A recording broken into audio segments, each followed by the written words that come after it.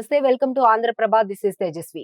Social media కీచకుడు ప్రణీత్ హనుమంతును పోలీసులు arrest చేశారు. కొన్నేళ్లుగా తన స్నేహితులతో వీడియో చాటింగ్ చేస్తూ అసభ్యకర మాటలతో రెచ్చిపోతున్న ప్రణీత్ హనుమంతు తీరుపై టాలీవుడ్ హీరో సాయిధరమ్ తేజ్ మొదటిసారి రియాక్ట్ అయ్యాడు.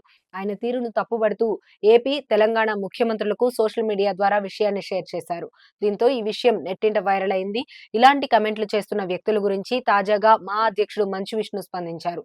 సోషల్ మీడియాలో డార్క్ కామెడీ పేరుతో నటీనటులపై ట్రోలింగ్ చేస్తూ ఎవరైనా వీడియోలు చేస్తే వారిపై కఠిన చర్యలు తీసుకుంటామని మంచు విష్ణు తెలిపారు. ప్రపంచంలో తెలుగు వాళ్లకు మంచి పేరుంది, కానీ ఈ మధ్య కొంతమంది సోషల్ మీడియాలో డార్క్ కామెడీ, ఫన్నీ ట్రోలింగ్ వీడియోలతో చెడ్డ పేరు తీసుకొస్తున్నారని ఆయన అన్నారు.